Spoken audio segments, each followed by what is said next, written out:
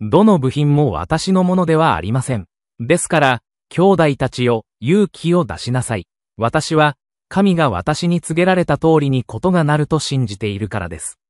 使徒行伝27章25節。シャローム、主イエス・キリストの愛する友よ。使徒行伝27章には、使徒パウロが囚人としてローマに連行されていた時彼を乗せた船が嵐に巻き込まれたことが書かれています。船の乗組員たちさえも希望を失っていた。しかし、パウロが話すと、みんなが耳を傾け、再び希望を持つようになりました。ローマの将校や兵士たちも彼の指導に従った。なぜならパウロはまさに真理を伝えるために神に選ばれた人だったからです。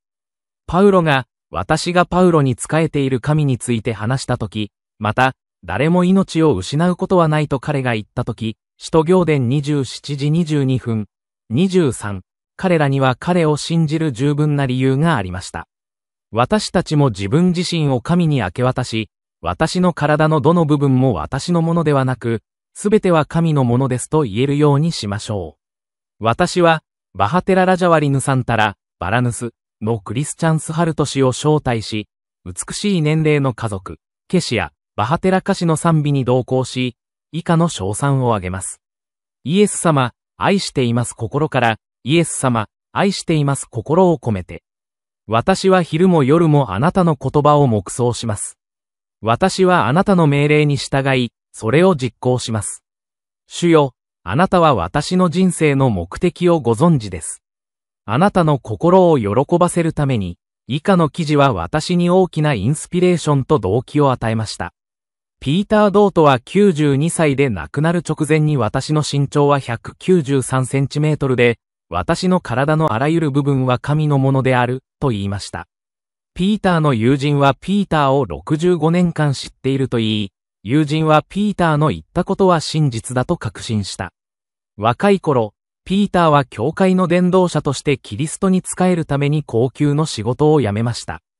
彼は正式な教育をほとんど受けていないにもかかわらず、何百人もの人々に深い印象を残しました。友人が19歳の時、ピーターは証人となって街角の集会で福音を伝えるよう彼に挑戦しました。ピーターがなぜそんなに印象的なのか？彼の生き方、イエスが自分たちの主であることを誰もがはっきりと見ることができます。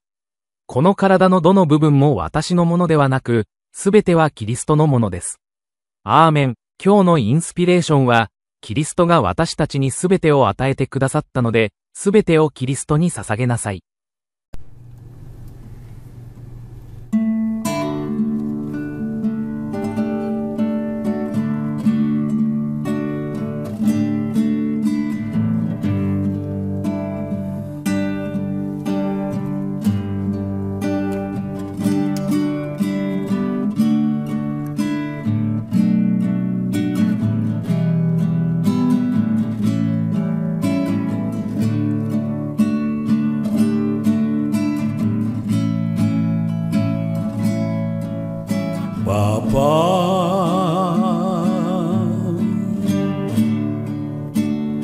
Engkau sungguh baik,